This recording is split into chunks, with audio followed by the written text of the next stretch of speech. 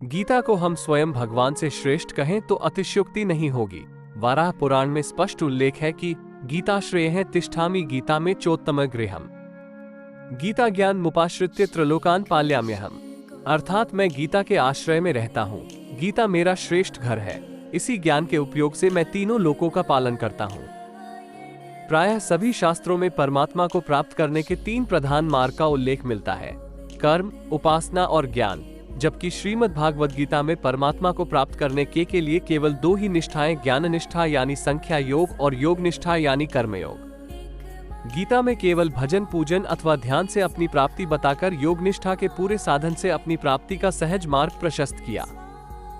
ज्ञान निष्ठा यानी सांख्य योग में कर्मों का संपादन ही साधन माना गया है। इसमें कहीं भी कर्मयोग यानी कर्मनिष्ठा का विरोध नहीं दिखाई देता है, अपितु एक दूसरे के पूरक होने की पुष्टि होती है। श्रीमद् भागवत गीता में चौथे अध्याय के 24वें और 25वें उत्तरार्ध में इसका स्पष्ट वर्णन किया गया है। योग निष्ठा यानी कर्मयोग में सामान्य रूप एवं प्रधान रूप में भक्ति ही रहती है। इसे सही तरीके से जानने के लिए त्याग के नाम से 7 श्रेणियों में विभक्त करना होगा। 1. निषिद्ध कर्मों का त्याग, 2. काम्य कर्मों का त्याग, 3. तृष्णा का सर्वथा त्याग, 4. दूसरों से सेवा कराने के भाव का त्याग, 5. आलस्य एवं फल की इच्छा का त्याग, 6. कर्मों की ममता और आसक्ति का त्याग, 7. सूक्ष्म वासना और अहंकार का त्याग। श्रीमद् भागवत गीता में समता यानी समानता का उल्लेख प्रधान रूप से किया गया है।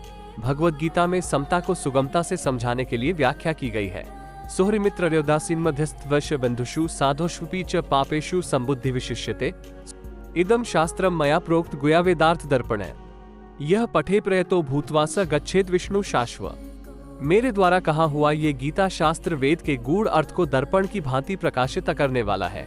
जो पवित्र हो मन इंद्रियों को वश में रखकर इसका पाठ करता है, वो मुझ सनातन देव भगवान विष्णु को प्राप्त होता है। कृष्ण वृक्षस्मद्भूता गीतामृत हरित की, मानुषे किन्ना खाद्येत कलौ मलविरेचनी। मनुष्य श्री कृष्ण रूपी वृक्ष से प्रकट हुई गीता रूप अमृतमय हरितकी का भक्षण क्यों नहीं करते, जो समस्त कलिमल को बाहर निकालने वाली है। गीता सुगीता कर्तव्या सुकिम्ये शास्त्र विस्त्रे, या स्वयं पद्मनाभस्य मुख पद्माविनी श्रिता। अन्य शस्त्रों के विस्तार से क्या प्रयोजन? केवल गीता का ही सम्यक प्रकार से पठन और मनन करना चाहिए, जो कि साक्षात भगवान विष्णु के मुखकमल से प्रकट हुई है। आपदय नरकन घोर गीताध्याय न पश्यति। गीता का स्वाध्याय करने वाले मनुष्य को आपत्ति और घोर नरक को नहीं देखना पड़ता।